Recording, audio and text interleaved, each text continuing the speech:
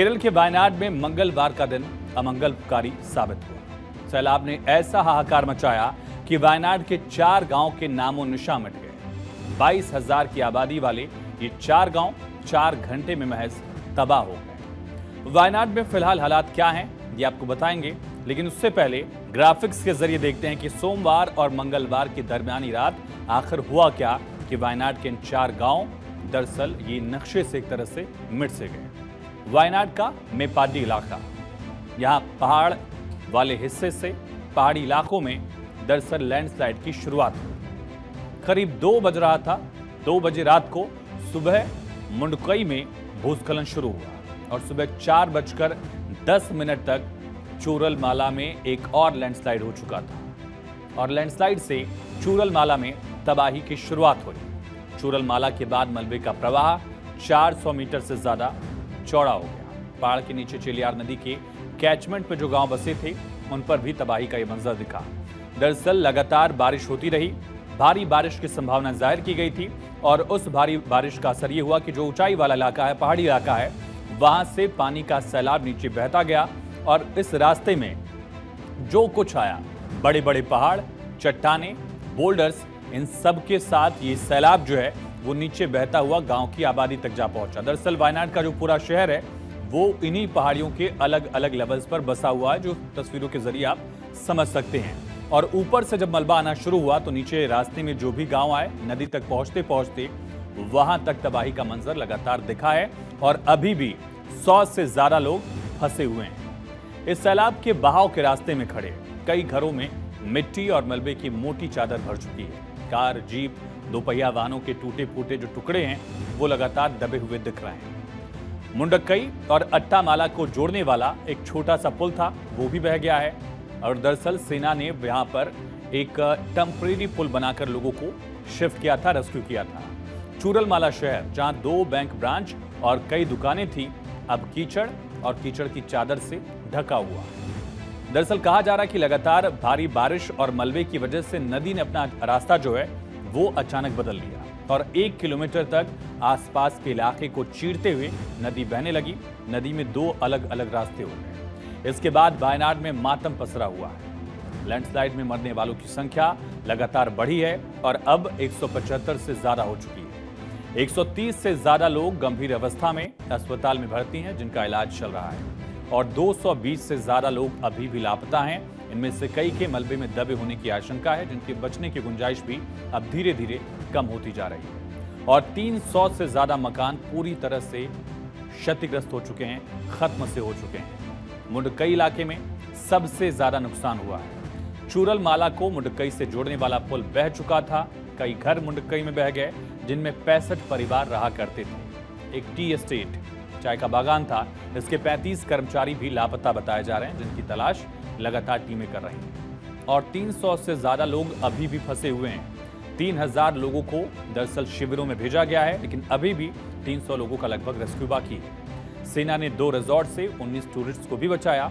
2 विदेशी सैलानियों का भी रेस्क्यू यहां से किया गया था और हादसे के बाद केरल में 2 दिन का राजकीय शोक घोषित किया गया। केरल यूनिवर्सिटी ने 30 और 31 जुलाई को होने वाली परीक्षाएं स्थगित कर दी थी और 30 तारीख को भी जहां परीक्षाएं थी वो सब स्थगित की गई। इस तबाही में सैकड़ों की जान चली गई। 175 से ज्यादा मौतें हो चुके हैं। सैकड़ों लोग बेघर हैं और गांव के गांव जलमग्न हो चुके हैं। वायनाड हादसे पर केंद्र सरकार पर सवाल उठाए जा रहे थे। संसद में भी केंद्र पर हमला बोला गया। इसको लेकर केंद्रीय गृह मंत्री खुद सामने आए। गृह मंत्री अमित शाह ने लोकसभा में बताया कि केरल सरकार को हमने चेतावनी दी थी, 7 दिन पहले ही अलर्ट कर दिया गया था, लेकिन इसके बावजूद केरल सरकार इन लोगों को सुरक्षित जगह शिफ्ट नहीं कर पाई। इस बात की पूरी जानकारी दी गई। गृह मंत्री अमित शाह ने बताया कि पिछले 7-8 वर्षों में किस तरह से ये पूरा मैनेजमेंट जो है वो सेट किया गया है, जिसके बलबूते पर आपको एक हफ्ते पहले वार्न कर दिया जाता है स्पेसिफिक स्टेट्स को, इस स्टेट में, इस हिस्से में ये खतरा हो सकता है, इस जगह से लोगों को शिफ्ट करने की जरूरत है। केरल के वायनाड में भी जो कुछ हुआ उसको लेकर 1 हफ्ते पहले वार्निंग दी गई थी, लेकिन इसके बावजूद राज्य की सरकार यहां लोगों को बचा नहीं पाई। मैं सदन के सामने स्पष्टता करना चाहता हूं, 23 जुलाई को केरल सरकार को अर्ली वार्निंग भारत सरकार की ओर से दी गई थी। 23 जुलाई 7 दिन फिर 26 तारीख को मान्यवर ये कहा गया कि 20 सेंटीमीटर से ज्यादा वर्षा होगी, भारी वर्षा होगी, लैंडस्लाइड होने की संभावना है, मड भी रस होकर आ सकता है और लोग इसके अंदर दबकर मर भी सकते हैं। एक हफ्ते पहले वार्निंग दी जाए किसी स्पेसिफिक जगह को लेकर कि इस जगह पर खतरा है, आपदा आ सकती है, भारी बारिश हो सकती है, भूस्खलन हो सकता है। इस तरह का मैनेजमेंट दुनिया के बेहद कम देशों में, चुनिंदा देशों में, भारत में मैनेजमेंट डेवलप किया गया। केंद्र सरकार ने वार्निंग भी भेजी, लेकिन राज्य सरकार इसके बावजूद इसको लेकर हरकत में नहीं आई और नतीजतन 175 से ज्यादा मौतें, 200 से ज्यादा लोग लापता, 150 से ज्यादा लोगों का इलाज जारी है। सोचिए, अगर केंद्र सरकार के वार्निंग सिस्टम को समझते हुए चेतावनी को सीरियसली लिया गया होता तो इन तमाम लोगों की जान बचाई जा सकती थी। लेकिन दुर्भाग्य यह है कि राज्य सरकार ने कोई हरकत नहीं की, कोई जहमत उठाने के लिए कोशिश नहीं की। लैंडस्लाइड की घटना का जायजा लेने वायनाड जा रही केरल की हेल्थ मिनिस्टर वीना जॉर्ज आज सुबह करीब 7:30 बजे एक सड़क हादसे में घायल हो गए। उन्हें मलप्पुरम स्थित मंजेरी के मेडिकल कॉलेज में भर्ती कराया गया है। दरअसल घटना एक स्कूटर सवार को बचाने के चलते हुई। मंगलवार की वायनाड में ये हादसा दरअसल दिखा है। वहीं हर तरफ डरावना मंजर अभी भी पूरे जिले के कई हिस्सों में दिख रहा है। लैंडस्लाइड और मूसलाधार बारिश ने पूरे इलाके का नक्शा बदल कर रख दिया है। भूस्खलन इतना भयानक था कि लोगों को संभलने तक का मौका नहीं मिला। लोग कुछ समझ पाते और खुद को संभाल पाते, उससे पहले वो मलबे में दबते चले गए। युद्ध स्तर पर मिट्टी के नीचे दबी जिंदगियों की तलाश हो रही है। एक एक लोगों को निकाला जा रहा है, मलबे में लोगों को ढूंढा जा रहा है, सुराग तलाशे जा रहे हैं। अस्थायी पुल को बनाया गया है ताकि प्रभावित इलाकों से सीधा कनेक्शन हो और यहां से लोगों को बचाया जा सके। सेना, नौसेना, वायुसेना, सेना के तीनों जो अलग अलग हिस्से हैं उससे लगातार लोग इसमें जवान शामिल हैं। एनडीआरएफ की टीम को पहले ही भेज दिया गया था। केरल डिजास्टर मैनेजमेंट अथॉरिटी भी लगातार जुटी हुई है और मौसम विभाग ने रेड अलर्ट जारी किया है, यानी कि भारी बारिश का जो दौर था वह भी जारी रहेगा। इस वजह से भी राहत और बचाव कर्मियों को लगातार परेशानी हो रही है। जमीन के रास्ते ही लोगों को बाहर निकालने की कोशिश हो रही है। मौसम विभाग ने वायनाड समेत आसपास के जिलों में भारी बारिश को लेकर ही रेड अलर्ट जारी किया है।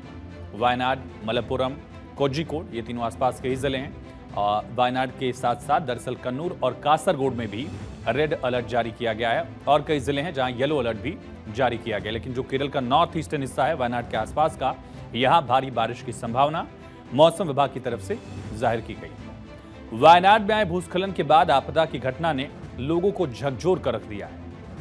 ऐसे में आपको 5 सबसे विनाशकारी लैंडस्लाइड्स कब और कहां हुए हैं इसका आंकड़ा भी आपके सामने रखते हैं। और इसमें सबसे भयानक, सबसे दर्दनाक और कभी न भूलने वाला केदारनाथ की दरअसल आपदा थी।